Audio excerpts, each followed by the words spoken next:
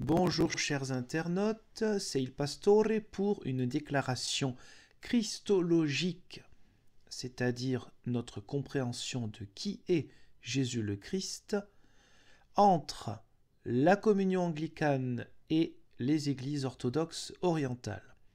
Ce texte, donc, est une déclaration d'accord sur la christologie, date de novembre 2002. Il a été signé en Arménie. Je vais éviter de prononcer le lieu exactement parce que je risque d'écorcher le nom de ce lieu important visiblement pour l'histoire et la foi de l'Église apostolique arménienne. Ce texte sur la christologie sera retravaillé plus tard car tout texte écuménique implique par la suite les réactions critiques plus ou moins virulentes des églises afin d'arriver à quelque chose de meilleur. Et ce texte sera donc révisé en 2014. Là, il s'agit du texte original de 2002 et je vais essayer de le résumer. Il s'agit donc de la Commission internationale anglicane orthodoxe orientale. Les églises orthodoxes orientales, ce sont des églises, comme leur nom l'indique, bien sûr orientales, donc elles ne sont pas originaires d'Argentine ou du Canada, mais qui ont cela de particulier qu'elles reconnaissent une partie des décisions des grands conciles du premier millénaire. Car il y en a 7 reconnus par les églises dites orthodoxes, comme par exemple l'église grecque ou l'église russe.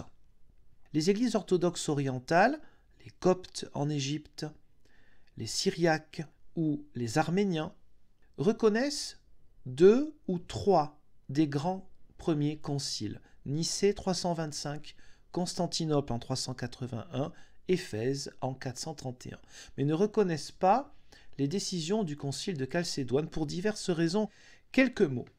En 1990, le second forum des représentants des églises orthodoxes orientales et les églises de la communion anglicane, se rencontrant dans un monastère en Égypte, là aussi je vais éviter de mal prononcer le nom de ce monastère, a été capable de produire l'accord suivant: Dieu, révélé dans la vie, l'enseignement, la passion, la mort, la résurrection et l'ascension de Jésus-Christ, appelle son peuple à s'unir avec lui. Vivant par l'Esprit Saint, son propre peuple a reçu autorité pour proclamer la bonne nouvelle à toute la création.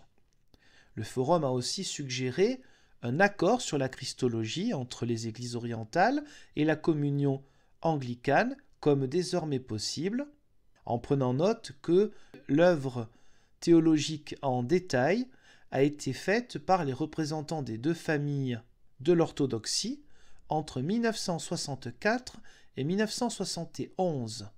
Là, vous voyez, les deux familles de l'orthodoxie, ce que je vous disais tout à l'heure, il y a la famille des églises orthodoxes orientales qui reconnaît les 2 ou 3 premiers conciles et l'autre famille de l'orthodoxie qui reconnaît 7 grands conciles du premier millénaire. Il y a eu donc une déclaration d'accord entre ces deux familles de l'orthodoxie en 1989. Par ailleurs, il faut ajouter aussi l'héritage d'une déclaration d'accord en 1994 par le dialogue orthodoxe-oriental réformé. Dialogue qui a eu lieu aux Pays-Bas. Déclaration d'accord sur la christologie. Point numéro 1. Nous confessons que notre Seigneur, Dieu et Sauveur Jésus-Christ, est le Fils unique de Dieu, qui s'est incarné et s'est fait homme dans l'accomplissement du temps pour nous et pour notre salut. Dieu le Fils incarné, parfait dans sa divinité et parfait dans son humanité, consubstantiel avec le Père, selon sa divinité, et consubstantiel avec nous selon son humanité. Pour cette union, il a été fait de 2 natures. Pour cela, nous confessons un seul Christ, un seul Fils et un seul Seigneur. Point 2. Selon l'enseignement de notre Père commun, Saint Cyrille d'Alexandrie, nous pouvons confesser ensemble que dans l'unique nature incarnée de la parole de Dieu, 2 différentes natures continuent à exister sans séparation, sans division, sans changement et sans confusion. Donc là, ce point 2, il est très important parce que ce sont les mots exacts des fondements de la Christologie, fondements déclarés, officiels si l'on veut, par les grands premiers conciles du christianisme. Et quand nous entendons notre Père commun, Saint Cyrille d'Alexandrie, on peut se dire, la communion anglicane, tout de suite on pense à Henri VIII. Bon, il fait partie de l'histoire de la communion anglicane, mais bon, ce n'est pas le plus important en réalité. Quel est le rapport entre la communion anglicane et Saint Cyrille d'Alexandrie ? La communion anglicane, comme normalement devrait faire toute église chrétienne, ne considère pas qu'elle est née, alors à l'époque d'Henri VIII, ou au moment où l'Angleterre a été évangélisée. Mais elle considère que sa naissance provient du Christ et de la Pentecôte, puisque nous provenons tous de lui. Il est donc important, c'est à la fois de l'humilité et une grande richesse spirituelle et théologique, de nous référer aussi, alors après on interprète, on est d'accord ou pas, mais de nous référer à tout l'héritage chrétien depuis le départ, parmi lesquels ce que l'on appelle les pères de l'Église, que ce soit l'Église orientale ou l'Église occidentale. Point numéro 3, en accord avec cette signification de l'union sans confusion, donc entre les deux natures humaines et divines de Jésus le Christ, nous confessons que la Sainte Vierge est la Théotokos, porteuse de Dieu, mère de Dieu, parce que Dieu, la parole, s'est incarné et a été fait homme, et depuis le commencement de sa conception, uni à lui, dans une humanité parfaite, sans péché, humanité qu'il a pris d'elle. Oui, la Théotokos, Marie, mère de Dieu, est la conséquence, et non pas la cause, de la doctrine trinitaire et de la doctrine des deux natures, inséparables, sans division, sans changement et sans confusion, les deux natures humaines et divines de Jésus le Christ. C'est pourquoi même les confessions de foi du XVIe siècle des églises luthériennes, réformées et anglicanes ont reconnu directement ou indirectement la validité des 4 premiers conciles, et donc la Théotokos aussi. Parler de Marie comme mère de Dieu, tout de suite, cela crée une idée, une révulsion d'une forme d'idolâtrie, comme si Marie donnait naissance à Dieu.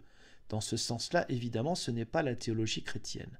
Marie, mère de Dieu, est la conséquence du fait que Jésus le Christ, en lui, possède les deux natures humaines et divines. C'est une conséquence et non pas une cause, c'est pourquoi même en théologie protestante, qu'elle soit luthérienne, réformée ou autre, on peut tout à fait s'associer à ce genre de déclaration. Après, évidemment, on ne considérera pas cela comme un appel à une forme de prière, de piété qui s'adresserait à Marie ou à tout autre être qui ne soit pas le Dieu, Père, Fils et Saint-Esprit.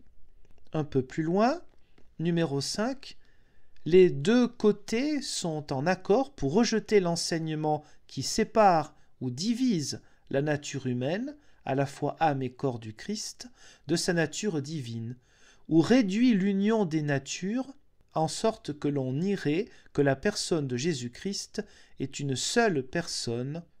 En conséquence, nous rejetons les hérésies nestoriennes et eutychiennes. Donc là, on reprend, on pourrait dire, d'une histoire qui est complètement dépassée, si on veut. Dépassée, oui et non.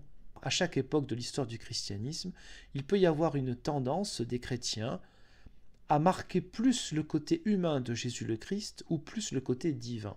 Le point 6 évoque que dans la communion anglicane, à partir du XVIe siècle, notamment un certain Richard Hooker, le témoignage de cette théologie chrétienne affirmée dès les premiers siècles, donc c'est poursuivi. C'est une manière de dire que la communion anglicane n'a pas dévié des grands dogmes promulgués dans les premiers siècles. Au numéro 7, nous sommes en accord sur le fait que Dieu, en tant que parole, s'est incarné en unifiant sa nature divine incréée avec sa volonté naturelle et son énergie. L'union des natures est naturelle, hypostatique, divin et humain. Le point 9 fait référence à de nombreux dialogues entre des églises, comme l'église assyrienne d'Orient et la communion anglicane. Et donc ce point 9 évoque notamment pour l'église assyrienne de l'Orient la particularité de certains de ces théologiens qui sont aussi vénérés dans les liturgies de cette Église. J'imagine donc que ces théologiens-là ont apporté quelque chose de spécifique sur la christologie, c'est-à-dire la compréhension, la théologie au sujet de Jésus le Christ. Je vous remercie pour ces quelques notes éparses de quelques points de ce dialogue qui n'était pas encore terminé, si j'ose dire, sur la christologie entre la communion anglicane et des églises orthodoxes orientales, texte qui sera donc révisé en 2014, peut-être, Dieu voulant, un jour, j'évoquerai ce texte par une vidéo. Je vous donne rendez-vous, Dieu voulant, pour d'autres vidéos. Au revoir.